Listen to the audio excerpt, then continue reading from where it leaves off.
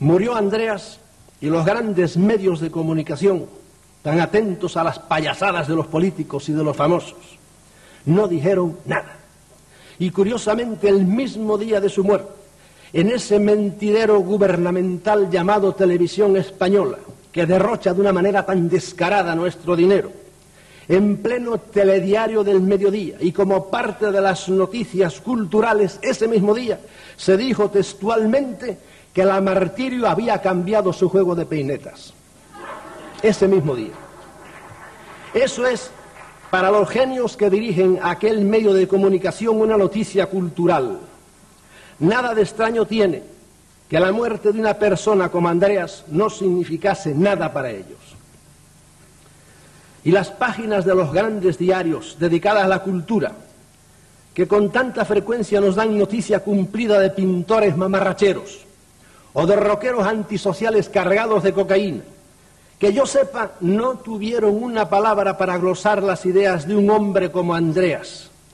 Y es que las ideas fundamentales de Andreas iban a contrapelo de las tradicionales de esta sociedad. A lo mejor, no sé, el diario de Vitigudino, en la provincia de Salamanca o por ahí alguno, dijo algo, pero los grandes diarios no dijeron, que yo sepa, no dijeron nada, tan atentos a otras cosas. Yo me quedo pasmado viendo cómo la gran prensa en el mundo entero se ha dejado engañar o ha sido comprada por las grandes y tenebrosas autoridades que rigen este planeta para ignorar sistemáticamente todo aquello que pueda hacer despertar a la humanidad. No solo en esto, poquito, sino en muchas otras noticias en cuanto pueden hacer despertar a la humanidad a esta gran verdad de que nosotros somos una granja. Es bárbaro, te encontrarás con los militares como yo me los he encontrado. Científicos engreídos, militares abusadores y prepotentes, políticos mentirosos y rateros, y eclesiásticos fanáticos y fanatizantes eran 4 tipos de personas especialmente detestadas por él. Y sus ideas chocaban frontalmente con las defendidas por estos 4 estamentos de la sociedad. Sus ideas molestaban a los científicos porque cuestionaban algunos de sus postulados y sobre todo cuestionaban el servilismo y la gran traición que la megaciencia le ha hecho a la humanidad, al ponerse al servicio de la paranoia militar y belicista. Los grandes genios de la humanidad, inmediatamente vienen los militares o los agarran, y algunos se han retorcido. Por ejemplo, no quiero caer en ejemplos ahora. Al principio de la bomba atómica hubo científicos que dijeron no y se fueron, pero otros siguieron trabajando con ellos. La mayor parte de la humanidad no estaría tan atrasada como está si los grandes cerebros científicos hubiesen puesto tanto empeño en mejorar las condiciones de vida de los pueblos como lo pusieron en fabricar armas sofisticadísimas o bombas atómicas o secretas y terribles armas químicas y bacteriológicas. ¿Cómo es posible que en un planeta con tan enormes océanos haya millones de personas que llevan una vida miserable por falta de agua? Es posible porque la megaciencia, en vez de haber dedicado sus conocimientos y sus esfuerzos a descubrir métodos fáciles y baratos para desalinizar el agua del mar, que es una cosa que se puede hacer con el dedo meñique, se ha puesto al servicio de los militares para realizar tareas mucho más difíciles, mucho más costosas y sobre todo mucho más perjudiciales para la humanidad, como es la fabricación mediante la tecnología más avanzada de un armamento capaz de destruir a toda la humanidad. Esta es la gran traición de la megaciencia. Andreas era especialmente sensible a este tema, del que hablé con él en más de una ocasión. Su antimilitarismo era radical. El abuso de los grandes y de los prepotentes, de los que no dejan crecer, ni opinar, ni siquiera defenderse a los demás. La idea de que todo puede arreglarse con la violencia de las armas. Recuerdo un día que, conversando en un receso del Congreso de Costa Rica, me decía: ¿quién librará a nuestra sociedad de los militares y, más que de sus personas, de la mentalidad militar? Eso de que no podamos vivir sin tener grandes ejércitos y estar amenazándonos unos a otros.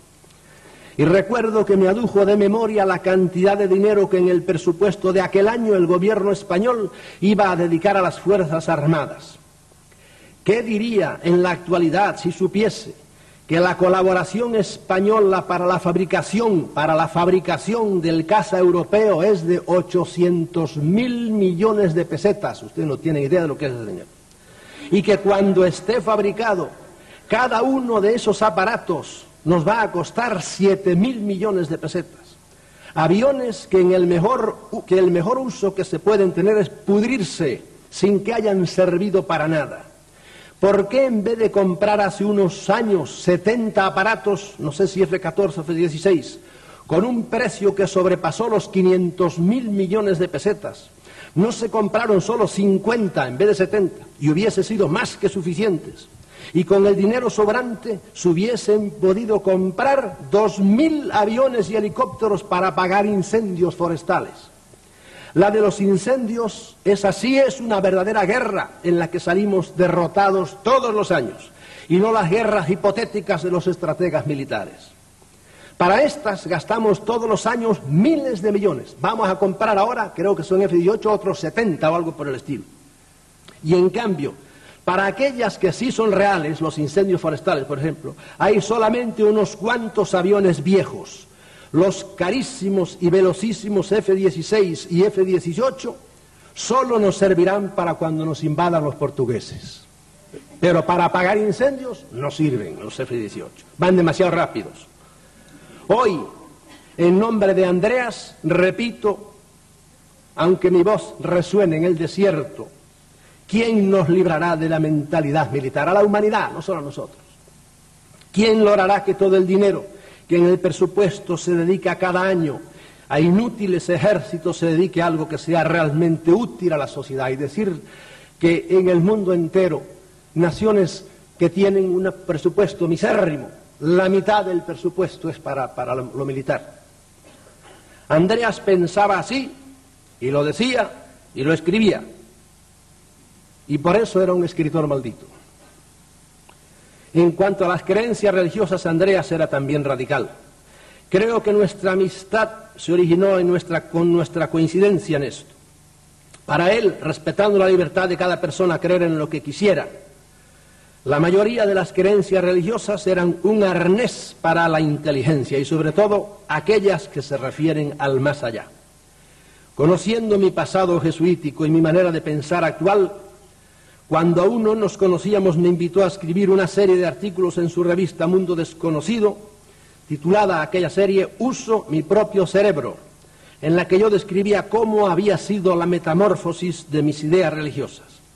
Y fue entonces cuando me sugirió que escribiese un libro titulado De jesuita a hereje. El libro está escrito hace tiempo ya, pero mi exceso de movilidad no me ha permitido sentarme a retocarlo. A Andreas, distando mucho de ser un creyente, le intrigaba mucho la figura de Jesús de Nazaret, al ver su enorme influjo en la historia de los 2 últimos milenios, y fruto de esta curiosidad fue su libro Jesús vivió y murió en Cachemira, por el que, como era de esperar, sufrió acerbas críticas de los creyentes. Indudablemente hace falta mucha valentía y mucha audacia para atreverse a enjuiciar de una manera tan diferente a un personaje tan respetado, por el que muchos están dispuestos a dar la vida o a quitársela a otros. Pero ya es hora de que nos atrevamos a enjuiciar libremente y sin miedos a un personaje que, si bien ha tenido en la historia de la humanidad una enorme influencia, esta dista mucho de ser todo lo positiva que los historiadores creyentes nos han hecho creer.